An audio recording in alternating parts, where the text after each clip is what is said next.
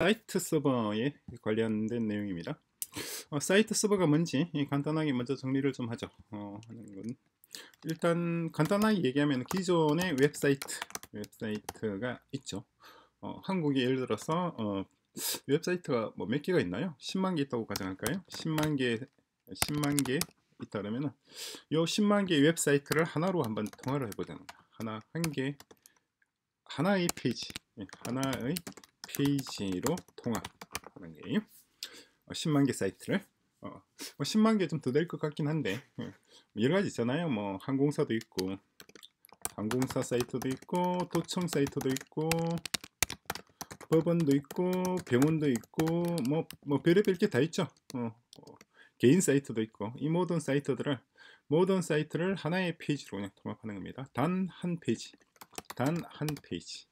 그리고 이 페이지에는 그냥 사용자 입력 필드 하나만 있는 거예요. 구체적으로 예를 들자 그러면은 뭐 마누스 같은 이런 게 괜찮죠? 요런 페이지 이렇게 헬로 스피터 What can I do for you? 요거는 지금 마누스의 첫 번째 페이지인데 요만큼만 지금 사각형에는 요만큼만 있는 사이트로 바꾸자는 겁니다. 그것 속에 이제 모든 것들을 다 들어가는 거예요. 어떤 의미가 되시죠? 그럼 이런 사이트 입력 필드 하나만 있는 한 페이지로 통합을 하려고 하면은 그 방법이 뭐냐라고 하는 건데 그 방법이 우리가 생각하는 건 이 방법입니다. 일단 세세 업종에 보면 1205개의 업종 분류가 있어요. 5개 있는데 여기마다 각각에 해당하는 기업을 하나씩 설립. 그럼 어떻게 되나요? 1205개의 기업이 만들어지죠. 그죠? 설립해서 하면 이렇게 하면 1200개 5개 기업이 설립하는 거예요. 그래서 이 각각의 기업들이 하는 역할이 뭐냐니까 각 기업의 역할은 자신이 맡은 업종의 딥시크 전문가 업종의 어떤 전문가 에이전트라 그럴까요? AI 에이전트를 딥시크를 이용해서 만들어내는 거예요. 딥시크를 이용하여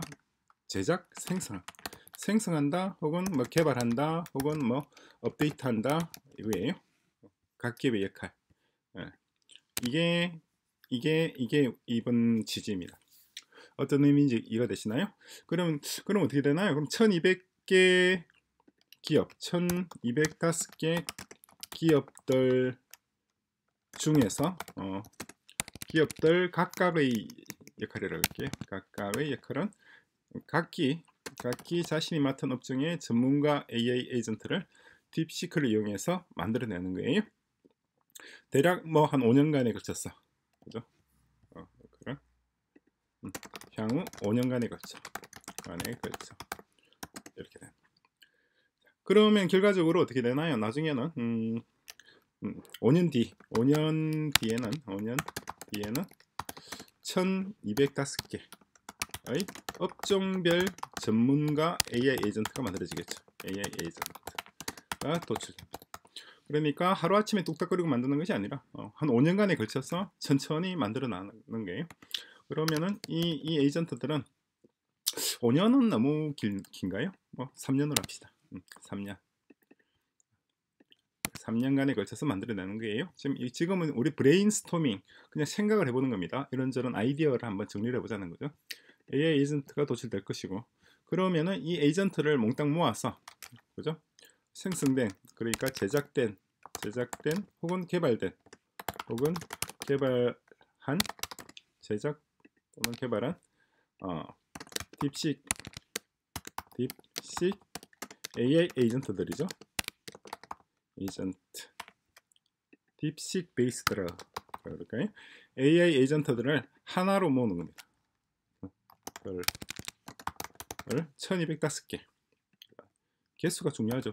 5개의 어떤 딥식 AI 에이전트들을 하나의 페이지로 통합하는 겁니다. 이 페이지가 이제 인터페이스 서버가 되겠죠. 그래서 인터페이스, 그러니까 사용자들은 이제 인터페이스 서버에다가 질문을 하는 거예요. 모든 사용자들은 다 동일한 인터페이스, 이런 인터페이스를 가지고 있는 겁니다.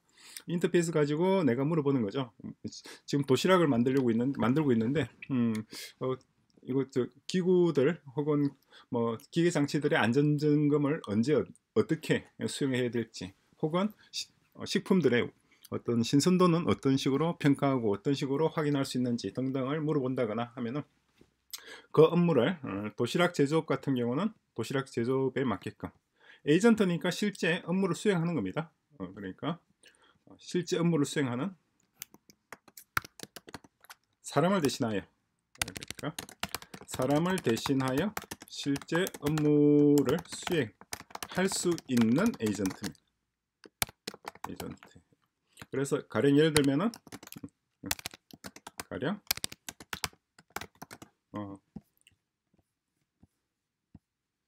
가령 기계 장치들의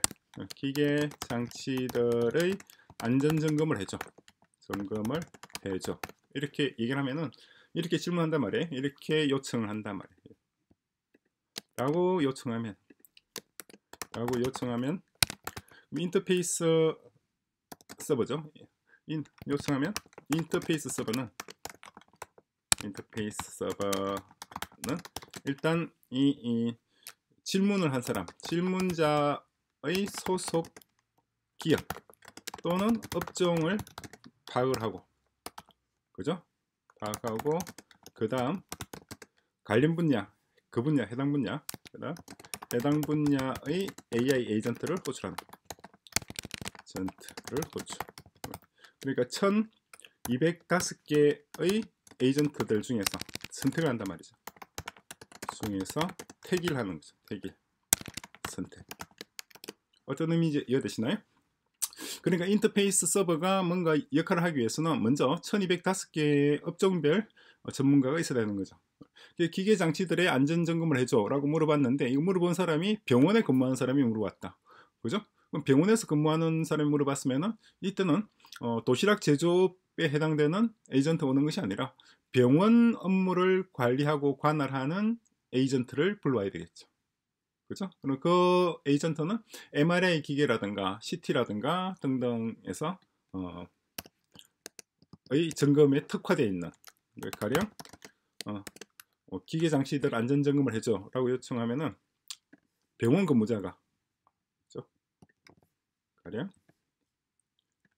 병원 근무자가 라고 요청하면은 그때는 이제 병원 AI 에이전트를 호출합니다. 에이전트를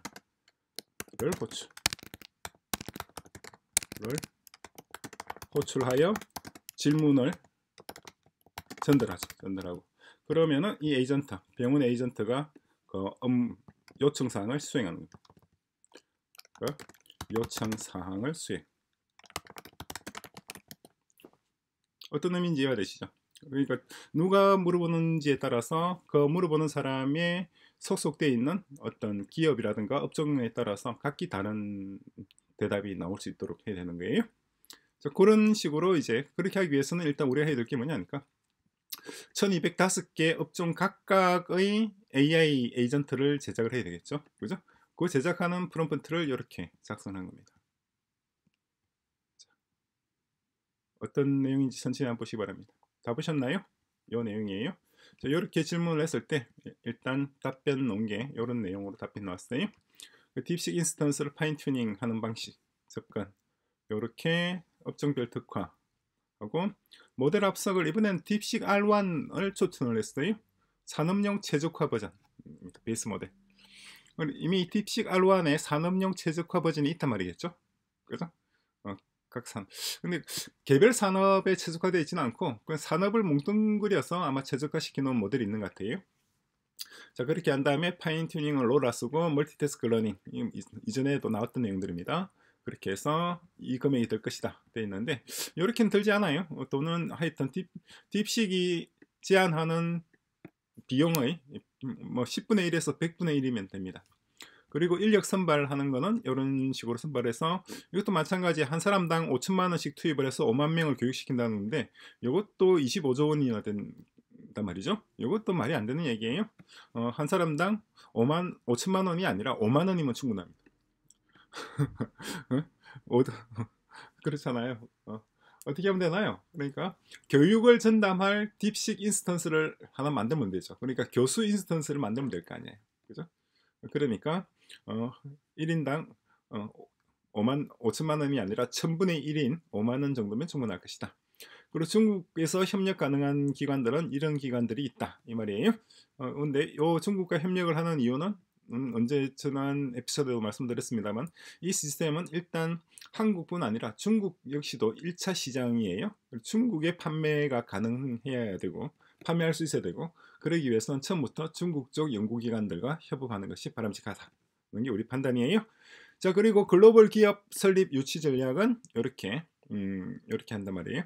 근데 법인세 10년 면제돼 있는데 만약 법인세를 10년이 아니라 20년 면제를 한다 그러면은 아마 너도 나도 달려오겠죠. 그죠? 그리고 이제 기업 형태는 합작회사, 현지 기업이 51%, 교육도시가 49% 이렇게 하든가 아니면 지분을 교환하는 거예요. 지분, 교육도시 지분 1%와 기업 지분 5% 교환인데 이것도 말이 안 돼요. 왜냐하면 기업이 1205개잖아요. 1205개의 교육도시 지분을 1%씩 나눠주면은 1205%를 줘야 될 거 아니에요. 그건 불가능하죠. 그죠? 그래서 이번에 이런 식으로 하는 게 아니라 다른 방식이 있습니다. 그 부분은 제가 따로 나중에 말씀드릴게. 이런 것도 아니고 그래서 대충 대략적으로 나왔는데 이번에 이 답변은 제가 프롬프트가 별로 좋지 않아서 그랬는지 몰라도 깔끔하게 안 나왔어요. 그 다음에 한번 좀 더 프롬프트를 정리를 잘해서 다시 한번 입력하도록 하겠습니다. 그래서 1205개 기업을 어떻게 설립할 것인가. 5개 기업 입주 기업이잖아요. 교육도시의 산업단지는 1205개 입주 기업이 있어야 되는데 이 기업들은 기업 설립자를 공모를 해야 되는 글로벌 그러니까 각국에서 공모라고 해야 되겠죠. 그죠? 예를 들어서 도시락 제조업 가령 도시락 제조업에 해당되는 의 기업을 설립할 기존의 기업을 공모하는 거죠. 그러면 한국에서 도시락 제조업 경험이 있는 기업들도 참여할 수도 있고 중국이나 일본이나 뭐 영국이나 어디서나 참여할 수 있겠죠. 우리가 하고 싶다. 우리가 참여하겠다. 그래서 도시락 제조업을 교육도시에서 자기네들이 들어와서 가장 뭐라고 해야 되나 AI 기반으로 도시락을 제조할 수 있는 그러한 생산 공정을 확립하는데 자기들이 참여하겠다라고 할 수도 있고 공모하면은 어떤 특정 기업이 선택될 수도 있고 특정 하나의 기업이 선발되거나 아니면 컨소시엄을 구성할 수도 있죠. 컨소시엄 구성 또는 컨소시엄 구성. 그래서 도시락 제조업을 대표하는 기업에 예를 들어서 도시락 제조업 기업이에요. 기업의 지분 100%를 상정했을 때 100%를 여러 기업 10개 기업이라고 그럴까요? 10개 기업 또는 기관이 10%씩 출자하는 방식. 이것도 가능하죠. 그죠? 이렇게 해서 1205개 입주기업 각각의 어떤 컨소시엄을 1205개 입주기업이니까 결과적으로 어떻게 되나요? 입주기업 구성 방식은 설립 방안이죠. 설립 방안은 결국 1205개의 컨소시엄을 설립한다 그래야 되나요? 컨소시엄을 통해 각국에서 지분 참여를 원하는 기업이나 기관을 모집하는. 그죠? 이런 식이 이게 아마 가장 바람직한 것 같아요. 모집하는 거고. 그리고 교육도시가 일정 지분, 교육도시가 당년 지분이라 그럴까요? 당연히 당연한 건 아니죠. 교육도시가 일정한 지분을 배정받는 방식. 이를테면 가령 모든 기업의 지분 10%, 모든 기업의 지분 10%를 교육도시가 받고 그 보상으로 그에 대한 대가로 그러면 대가로 교육도시의 지분을 일정량 제공하는 어떤 의미인지 이해가 되시나요? 그러면은 손해볼 게 아무것도 없죠. 그죠? 서로 그냥 지분과 지분을 맡겨나는 겁니다. 자, 그런 방식이 가장 바람직하지 않을까 생각이 들어요. 자, 이렇게 해서 사이트 서버 간단하게 한번 말씀을 좀 정리를 해봤습니다. 굉장히 재밌는 거예요. 굉장히 재밌는 일입니다.